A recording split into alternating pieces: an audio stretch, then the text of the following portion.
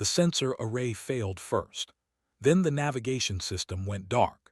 Senior researcher Talvik watched his life's work crumble as another explosion rocked through the research vessel Quiet Dawn. Sparks rained from overhead conduits while emergency lighting bathed everything in red. "Hull breach in sections 4 and 7, Nisra called out from her station. The young engineer's voice shook despite her training. Life support dropping to 40% capacity. Talvik moved carefully through the tilting corridor. His species had evolved on a world with gentle gravity and thin atmosphere. Every movement here felt heavy now that artificial gravity fluctuated.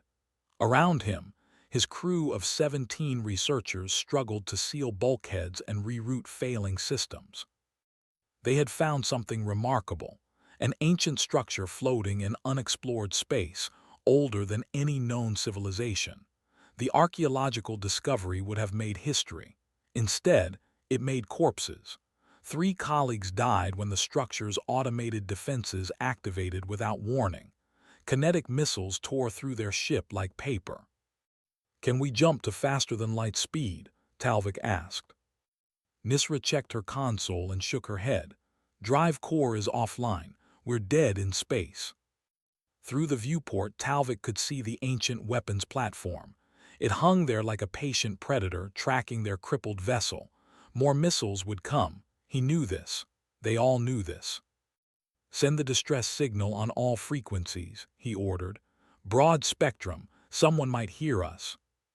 The communications officer worked quickly. Within minutes, the beacon transmitted their plea across the darkness. Talvik did not mention what everyone already understood. They sat in unclaimed space, far from major trade routes.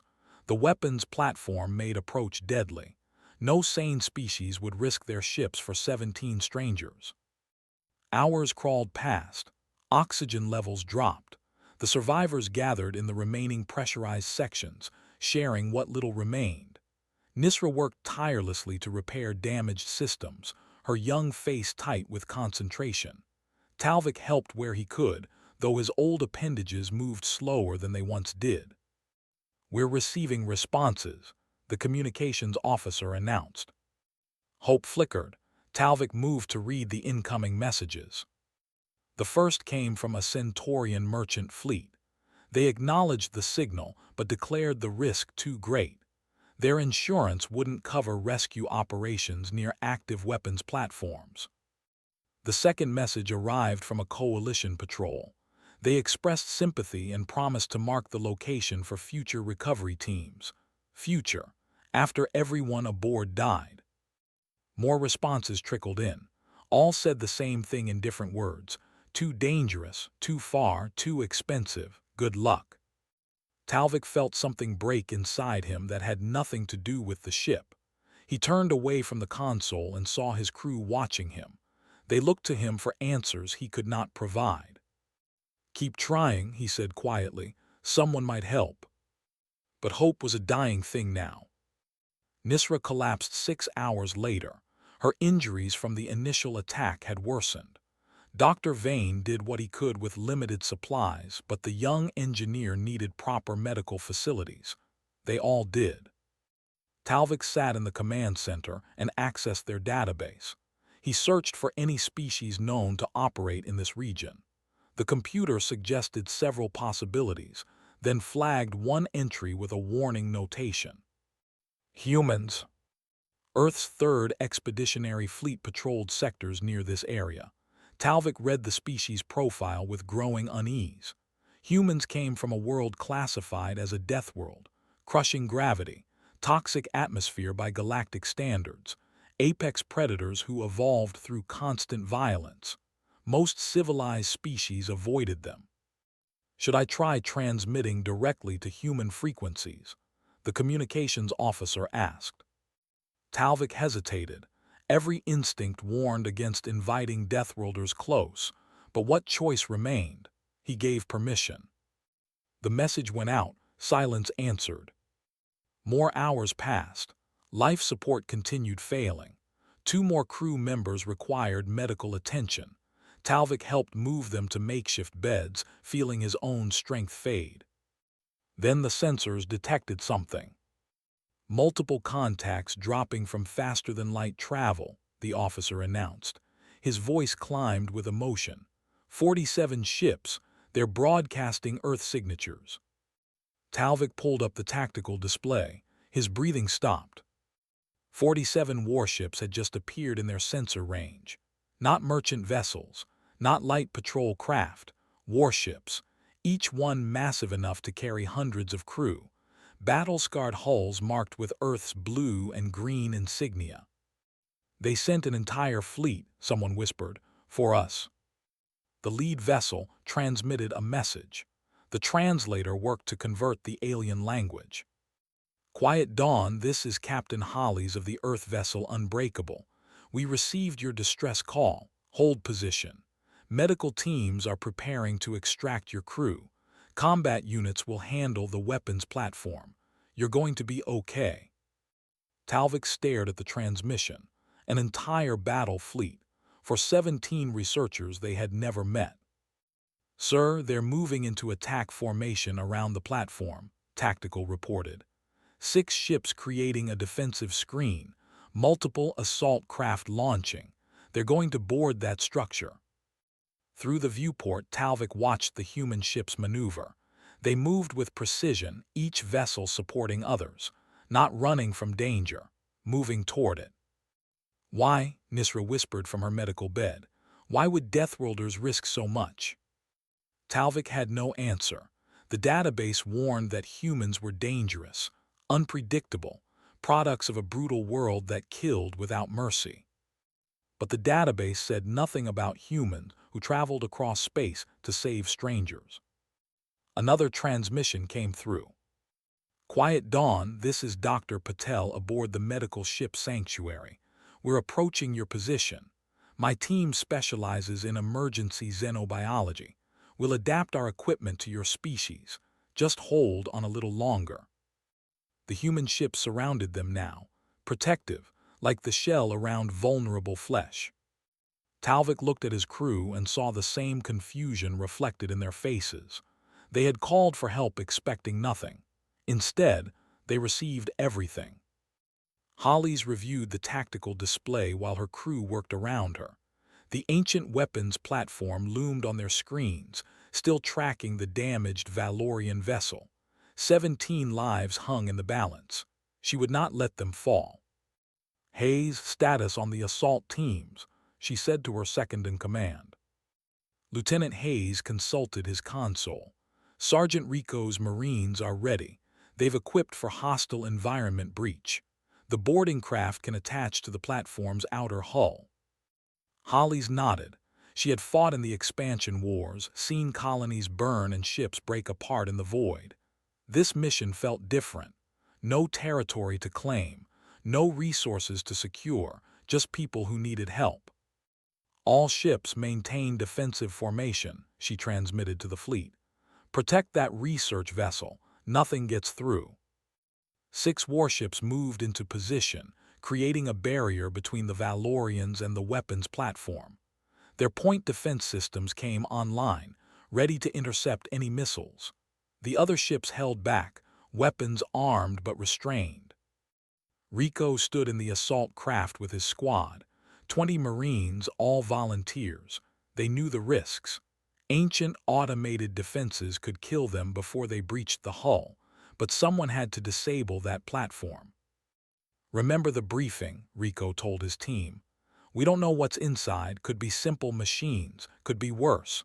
Watch each other's backs.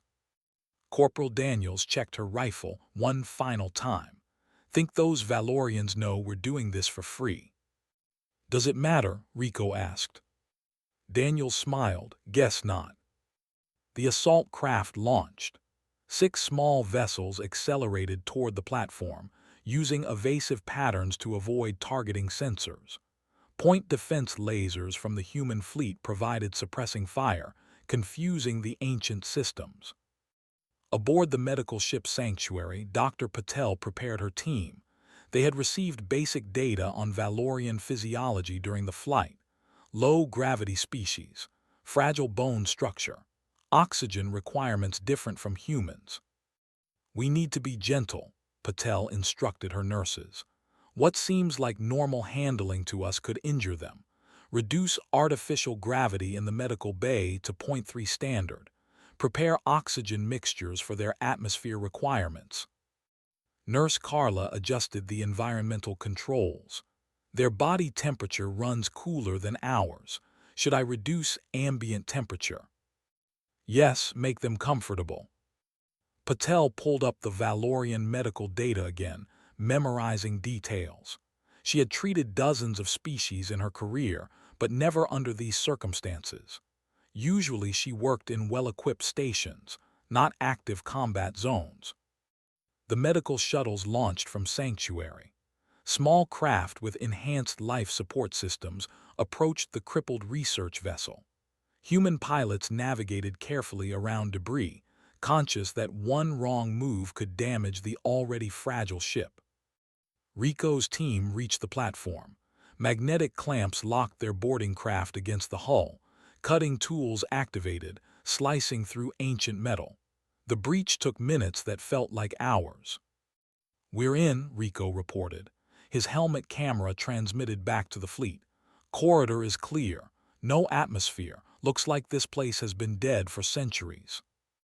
The Marines moved inside, weapons ready. Their suit lights revealed walls covered in strange patterns, not decorative, warning symbols perhaps, or something else entirely. Talvik watched the human operations through his damaged sensors. Medical shuttles approached his ship while assault teams vanished into the platform. The coordination impressed him. Every ship knew its role. No confusion, no hesitation. "They're hailing us," the communications officer said.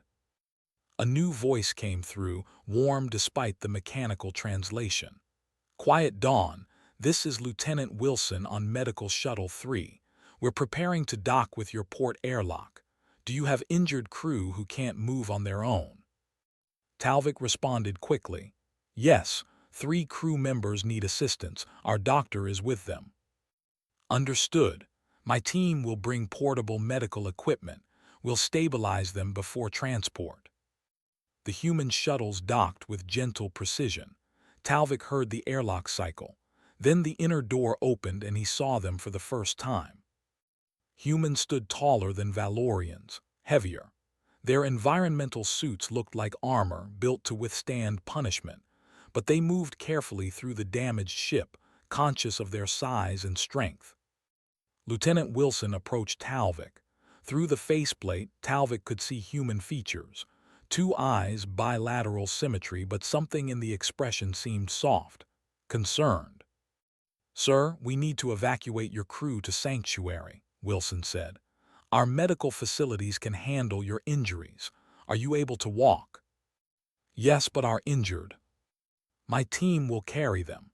We brought specialized stretchers adapted for low-gravity species."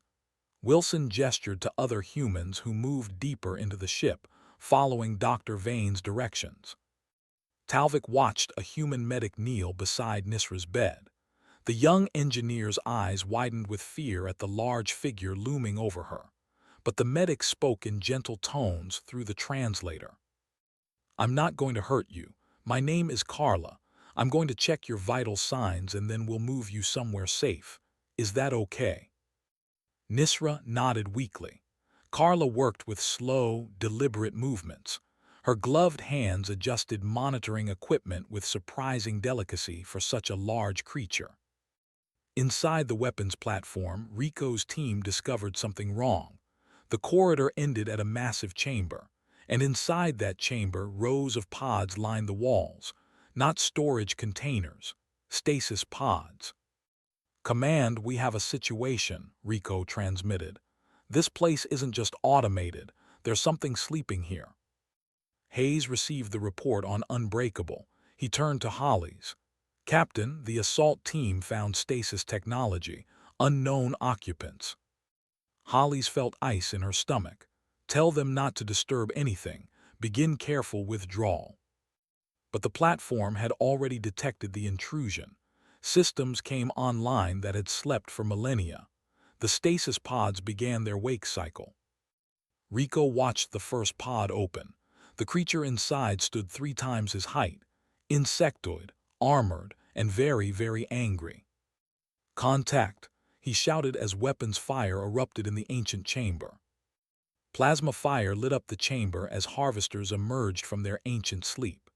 Rico dove behind a support column while rounds sparked off insectoid armor.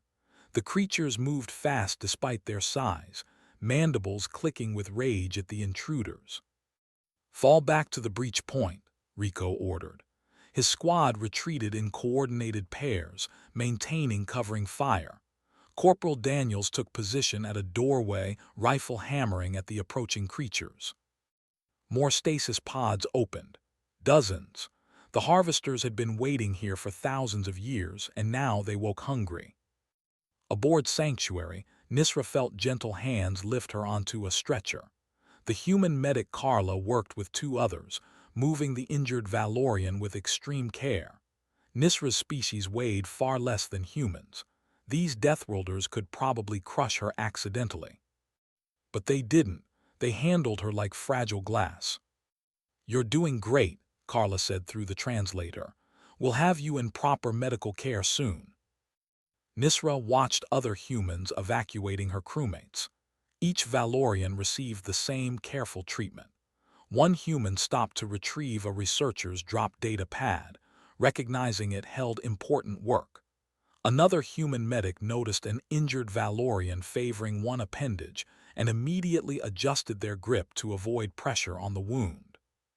These were supposed to be brutal Deathworlders, products of a violent world. Yet they moved through the damaged ship like professional caretakers, speaking in calm voices and ensuring no one felt abandoned. Dr. Patel waited in Sanctuary's medical bay. The first Valorian patients arrived on stretchers. She scanned the injured engineer quickly, her trained eyes catching details. Nitrogen-oxygen breathing, lower concentration than Earth standard, reduced gravity tolerance, body temperature 32 degrees Celsius. Patel adjusted the medical bed settings. "Get me a vascular scanner adapted for their circulatory system." The medical equipment hummed to life.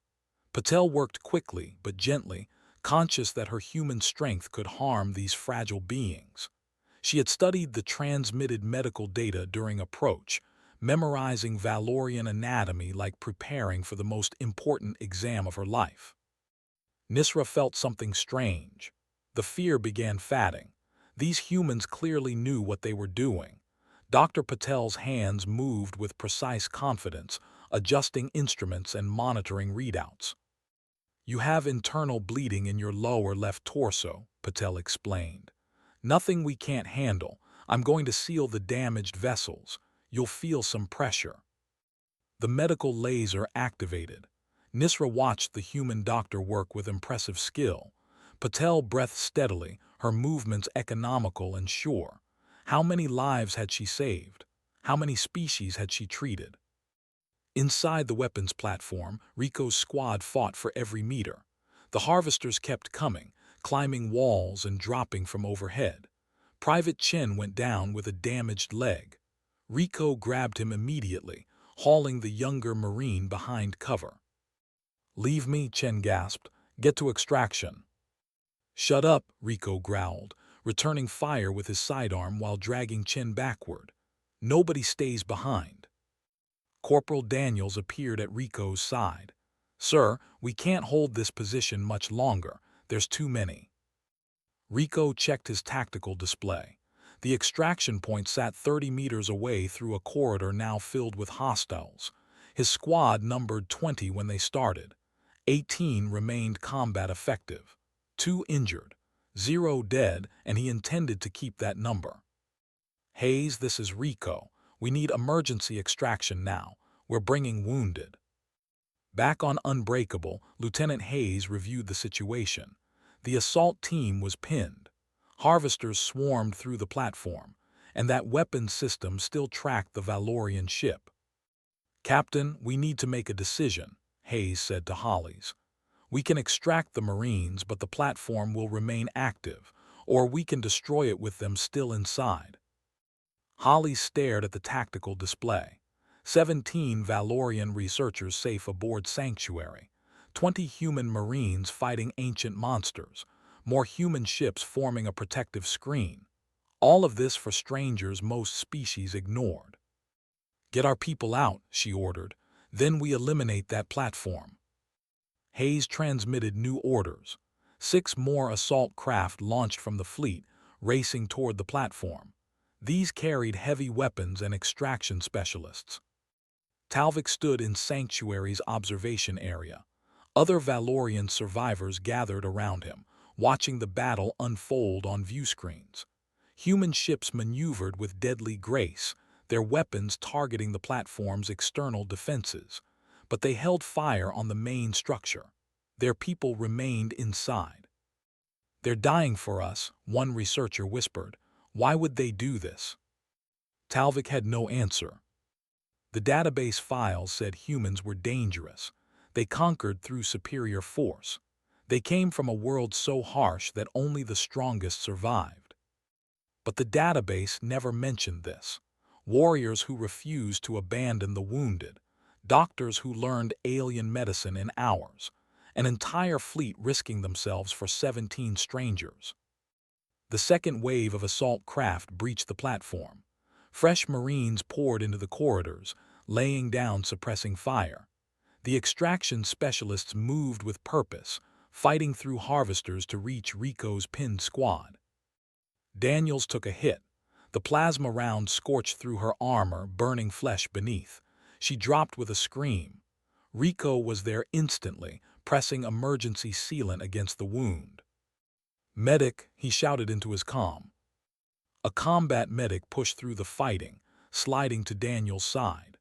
The medic worked while plasma fire streaked overhead, stabilizing the wounded Marine with practiced efficiency. "She's stable for transport," the medic reported, "but we need to move now." The extraction team created a corridor of fire. Rico's squad retreated through it, carrying their wounded. Chen hopped on one leg, supported by another Marine. Daniels rode a stretcher, conscious but pale. They reached the breach point. The assault craft waited, engines hot. Marines piled inside while rear guard teams held the doorway. Harvesters pressed forward, but human plasma fire cut them down. "Everyone aboard," Rico counted heads. 20 Marines, all of them. He was last through the door. The craft launched as explosions rocked the platform. The harvesters tried pursuing but met the guns of waiting warships. Humanity's fleet opened fire properly now, no longer restrained by friendlies aboard the structure. Inside Sanctuary's medical bay, Talvik heard alarms. He turned to Dr. Patel. "They're bringing in wounded," Patel announced to her medical team. "Human casualties this time. Prepare trauma stations." The assault craft docked with Sanctuary. Medical personnel rushed to meet the returning Marines. Talvik watched from the observation area as stretchers emerged carrying injured humans. Blood marked their armor. Burns showed through damaged sections. Corporal Daniels arrived first. The combat medics had stabilized her during transport, but the plasma wound needed proper treatment. Dr. Patel moved to her side immediately. "Daniels, can you hear me?" Patel asked. "Yes, ma'am," Daniels managed through gritted teeth. "Is everyone out?" "Your entire squad made it. Now let me work." Talvik noticed something. Dr. Patel treated the human Marine with the same careful attention she had given Nisra, the same focused intensity, the same determination to save a life. Nurse Carla worked on Private Chen's damaged leg. She spoke in calm tones while setting the fracture. "You're going to be fine. This will hurt for a moment." Chen nodded. "Did we save them, the Valorians?" "All 17 are safe," Carla confirmed. "You did good." The young Marine relaxed despite his pain. Talvik watched this exchange and felt something shift in his understanding. These humans fought ancient monsters and carried wounded through hostile fire, and their first concern afterward was whether the rescue succeeded. Captain Holly's transmitted from Unbreakable. All personnel prepare for final assault on weapons platform. Once confirmed clear, we're eliminating that structure. The human fleet repositioned. Now that their people were safe, they showed their true capability. Missile batteries locked onto the ancient platform. Plasma cannons charged. The harvesters inside had woken to find themselves facing Deathworld weapons. It was no contest. The platform exploded in brilliant fire. Secondary detonations rippled through its structure as ancient power systems overloaded. Within minutes, nothing remained but debris and cooling metal. Talvik watched the destruction through Sanctuary's viewports. The threat that nearly killed his crew ceased to exist. The harvesters who would have spread through space died in their nest, all because humans answered a distress call. A human engineer named Pete approached Talvik carefully. The young man held a data pad and wore an expression of genuine excitement. "Sir, I hope I'm not bothering you," Pete said through the translator. "But I was reviewing the sensor logs from your ship. The energy signatures you detected before the platform activated are fascinating. Would you be willing to discuss your findings?" Talvik blinked in surprise. "You want to talk about research now?" "If you're feeling up to it. I studied xenoarchaeology before joining the fleet. Ancient civilizations are my passion." Pete smiled. "Your discovery could teach us so much about pre-contact species." They talked for an hour. Pete asked intelligent questions, showing real understanding of archaeological methodology. He took notes on everything Talvik explained, treating the Valorian researcher like a valued colleague rather than a rescued victim. Other humans showed similar curiosity. Engineers wanted to discuss Valorian ship design. Scientists asked about their homeworld's ecology. Even Marines recovering from injuries engaged the Valorians in friendly conversation, asking about their culture and research goals. Nisra found herself explaining propulsion theory to a human mechanic. The human listened intently, occasionally asking clarifying questions that showed deep technical knowledge. "We use similar principles," the mechanic said, "but your containment field design is elegant, more efficient than our approach. Think your people would share the specifications?" "You saved our lives," Nisra replied. "We owe you everything." The mechanic shook his head. "You don't owe us anything, but collaboration benefits everyone. Your people have knowledge we lack. We have perspectives you might find useful. Together, we could advance both our civilizations."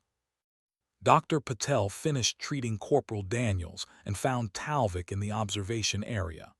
The Valorian researcher stared at the debris field where the weapons platform had been. "Your Marine asked about us," Talvik said without turning. "Before she let you treat her wounds, she wanted to know if the rescue succeeded." Patel nodded. "Sounds like Daniels." "Why?" Talvik finally looked at the human doctor. "Why risk your lives for strangers? Your database must tell you we're weak, useless in combat. We offer no strategic advantage." Patel considered the question carefully. "Because you needed help and we could provide it, that's enough reason." "But the cost, you're injured, the resources spent, an entire battle fleet deployed for 17 researchers." "Would you prefer we did nothing?" Patel asked gently. "No, Talvik struggled to articulate his confusion. "I don't understand your species. The database says you're dangerous, Deathworlders who evolved through violence and struggle, yet you treat us with such care." Patel sat down beside him. "Our world tried to kill us constantly. Predators, disease, natural disasters, each other. We survived by learning to protect our own, to carry the wounded, to share resources, to work together against threats too large for individuals. But we're not your own. Aren't you?" Patel gestured at the medical bay where human and Valorian personnel worked side by side. "You sent a distress call. We heard it. That makes you part of the family now, if you want to be." Talvik processed this. "Your species extends this protection to anyone who asks." "Anyone who needs it," Patel corrected. We evolved cooperation as a survival strategy. It's not about owing or being owed. It's about recognizing that we're all trying to survive in a difficult universe. Sometimes you help. Sometimes you receive help. Either way, we're stronger together. She stood to return to her duties, then paused. Captain Hollis wants to speak with you when you're ready. We need to discuss where to take your crew. You have options. After Patel left, Talvik remained in the observation area. Other Valorians joined him gradually. They watched human crew members moving through the ship, working with quiet efficiency. No celebration of their victory. No demands for gratitude. Just people doing their jobs. "What do we tell our homeworld?" Nisra asked quietly. "How do we explain this?" Talvik considered the question. How could he describe humans? Warriors who fought ancient evil to protect strangers. Doctors who learned alien medicine in hours. Engineers who discussed theory between battles. An entire fleet that measured success by lives saved rather than territory claimed. "We tell them the truth," Talvik decided. "We tell them about the Deathworlders who came when no one else would." Sergeant Rico woke in the medical bay, with bandages covering half his torso. Burns and lacerations marked where Harvester weapons found gaps in his armor. The pain felt distant, managed by human medical technology. Beside his bed, Private Chen slept with his leg immobilized in a regeneration brace. Across the room, Corporal Daniels rested under observation, her plasma wound healing faster than expected thanks to Dr. Patel's skill. Rico counted the other beds. 17 human casualties, 3 critical condition now stabilized, everyone alive. His squad came home intact. A shadow fell across his bed. Talvik stood there, moving carefully in the reduced gravity of the medical section. The Valorian researcher held a small container. "I hope I'm not disturbing you," Talvik said. Rico shifted to sit up, wincing. "You're fine. What can I do for you?" "I wanted to thank you." Talvik set the container on the bedside table. "This is a traditional Valorian gift for healers and protectors. It's not much compared to what you've done." Rico examined the container. Inside sat a crystalline formation, beautiful in its geometric complexity. "This is from your world." "Yes, it forms in our deepest caves. We give them to those who preserve life." Talvik's voice carried weight. "You carried your injured, refused to leave anyone behind. I watched through the helmet cameras. You could have escaped faster without them." "That's not how we work," Rico said simply. Talvik sat in the chair beside the bed. "I need to understand. Your planet kills without mercy. You evolved through constant struggle. How did this create people who risk everything for strangers?" Rico thought about Earth. The storms that leveled cities, the predators that hunted humans for thousands of years, the diseases that swept through populations, the conflicts between tribes and nations. "Because nobody survives Earth alone," he explained. "Our ancestors figured that out early. The human who helped others lived longer than the human who abandoned the tribe. We're pack animals, social creatures. Yeah, we fight, but we also protect. It's built into how we think." "But we're not your pack." Rico smiled. "You called for help, that makes you pack enough." Captain Hollis visited the medical bay an hour later. She spoke with each injured crew member personally, checking on their recovery and thanking them for their service. When she reached Rico's bed, she pulled up a chair. "Good work out there, Sergeant. Your squad performed perfectly." "Thank you, Captain. Any word on what those things were?" Hollis consulted her data pad. Lieutenant Hayes analyzed the wreckage. "Best guess is the Harvesters were an ancient species that seeded weapons platforms across space, probably extinct now, except for stasis pods in places like this. The scientists are excited. First evidence of pre-contact aggressor civilization. So we stopped something dangerous. Very dangerous. If those creatures had reached inhabited space." Hollis didn't finish the thought. The Valorians stumbled onto something that could have threatened multiple civilizations. We're lucky the distress call reached us. Rico glanced at Talvik, who listened quietly nearby. What happens to them now? That's what I need to discuss with researcher Talvik. Hollis turned to the Valorian. We're 2 weeks from Haven Station, one of our frontier outposts. You and your crew have several options. We can arrange transport back to Valorian space. We can drop you at the nearest neutral station, or you can come to Haven and recover there while we arrange longer-term plans. Talvik considered carefully. What would staying at Haven involve? Medical care for your injured, repairs for your ship if you want to salvage it, and possibly something more. Hollis pulled up data on her pad. The information you gathered about that weapons platform has significant scientific value. The harvesters represent a threat we didn't know existed. There might be more platforms out there, more stasis pods. If your people are willing to work with our scientists, we could prevent future disasters. You want our research? I want collaboration, Hollis corrected. Your people have knowledge of ancient civilizations we lack. Your archaeological methods differ from ours. Together, we might understand these threats better, prepare for them, maybe find other platforms before someone else triggers them. Talvik felt something shift in his thinking. The humans didn't demand his research as payment for rescue. They offered partnership, equal collaboration between species. I would need to consult with my crew, Talvik said. Of course, take your time. After Hollis left, Talvik gathered the other Valorian survivors in Sanctuary's common area. The humans had provided them a space adapted to their environmental needs. Lower gravity, adjusted atmosphere, comfortable temperatures. Captain Hollis offered us choices, Talvik explained. We can go home, go to a neutral station, or travel to their outpost and potentially work with them. The other researchers exchanged glances. Young Nisra spoke first. I've been talking with their engineers.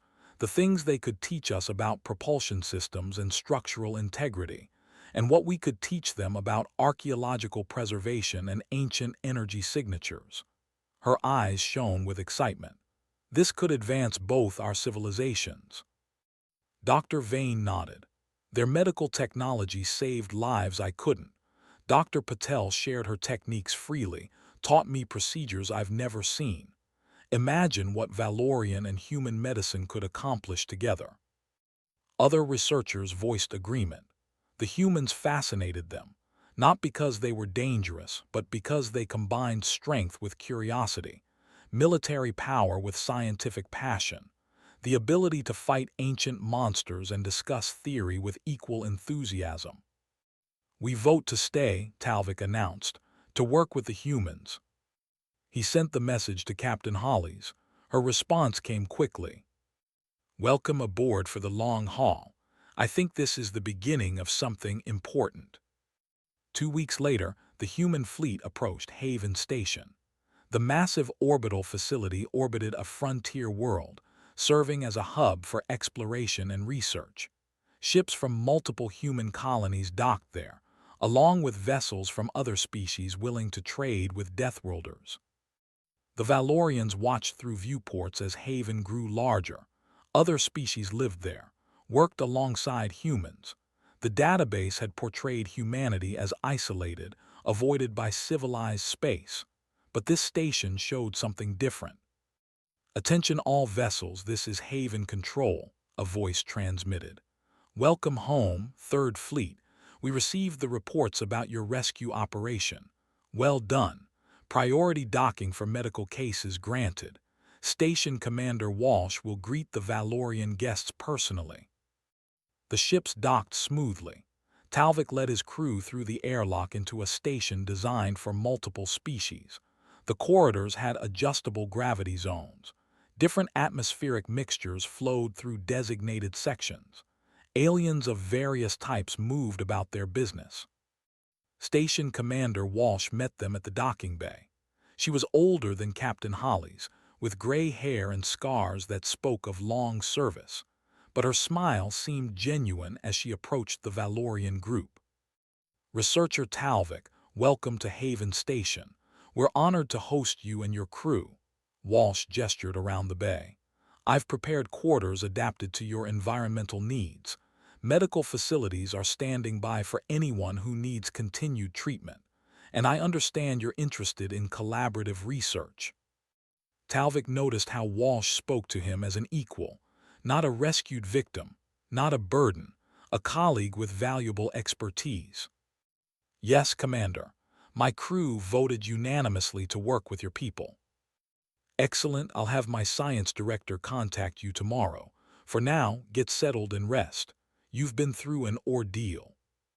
The Valorian quarters exceeded expectations.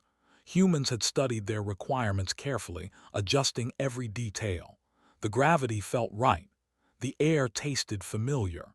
Even the lighting matched Valorian preferences. Nisra explored her assigned room with wonder. A data terminal provided access to human scientific databases, not restricted, not monitored, open for her to learn whatever interested her. "They trust us with their knowledge," she said to Talvik. "Just like that, no restrictions." Talvik examined his own quarters. Through the viewport, he could see Haven's central hub. Humans and aliens moved together through the corridors visible from space.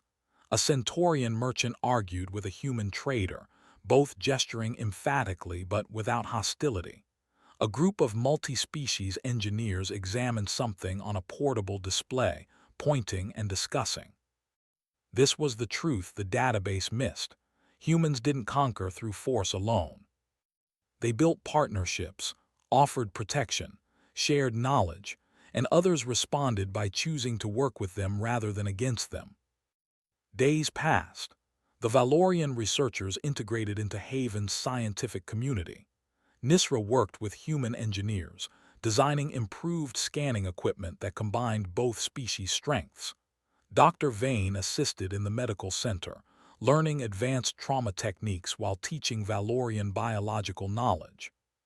Talvik met with Haven's science director, a human named Roberts. They discussed the Harvester threat extensively. "Your data suggests these platforms follow a pattern," Roberts explained, highlighting a star chart. "Ancient jump routes between certain systems. If we map their probable locations, we might find them before others do." "A joint expedition?" Talvik asked. "Exactly. Your archaeological expertise plus our defensive capabilities. We locate the platforms, study them safely, and neutralize the Harvester nests before they wake." Roberts smiled. "Interested in leading the research team?" Talvik felt purpose flowing back into his life. Very interested. Across the station, Sergeant Rico recovered from his injuries. Dr. Patel cleared him for light duty after 2 weeks. He found Private Chen in the recreational area, legs still healing but mobile with assistance. "How you feeling?" Rico asked. "Better every day, Sergeant. The Valorian doctor has been teaching Dr. Patel some kind of tissue regeneration technique. Says it'll cut my recovery time in half." Chen gestured to a nearby table where Valorian and human medical staff shared a meal together. "They're good people." Rico nodded. "Yes, they are." Captain Hollis prepared her fleet for the next patrol. Before departure, Talvik requested a meeting. They sat in her ready room aboard Unbreakable. "I wanted to thank you personally," Talvik said, "for everything, for coming when others wouldn't, for treating us with dignity, for offering partnership instead of demanding payment." Hollis leaned back in her chair. "We did what anyone should do. You needed help." "But most species didn't help. They made calculations. Risk versus reward, cost versus benefit. Your fleet came anyway." "Because some things matter more than calculations." Hollis pulled up an image on her display. Earth, blue and green and beautiful despite its harsh nature. That's home. The world that tried to kill our ancestors every single day. They survived by protecting each other, by refusing to leave anyone behind. We carry that lesson to the stars. Your species sees all people as worth protecting. All people who aren't actively trying to harm others, yes. Hollies closed the image. The galaxy has enough threats, enough dangers, ancient weapons platforms, hostile species, natural disasters. We don't need to add to that by abandoning each other. Talvik understood now. Humanity's strength came not from violence but from cooperation. They fought when necessary, but they preferred to build, to heal, to protect. I'm sending a message to my homeworld, Talvik said, recommending formal diplomatic relations with humanity, research partnerships, cultural exchange. My crew supports this recommendation. We'd welcome that. They shook hands, human and Valorian, sealing an agreement that would reshape both civilizations. Months later, word spread through the galaxy. The story of 17 researchers and 47 warships. The tale of Deathworlders who measured success by lives saved rather than enemies killed. Other species began reconsidering their assumptions about humans. A merchant captain who had refused Talvik's original distress call read the reports with shame. The coalition patrol that offered only sympathy faced criticism from their own people. Why had they abandoned those in need while Deathworlders rushed to help? More species began approaching human space, cautiously at first, testing the waters. They found trading partners who bargained fairly, military forces who defended the weak, scientists who shared knowledge freely, not the conquerors they expected, but something far more dangerous to the old order. Protectors. On Haven Station, Talvik stood in the observation deck with Nisra.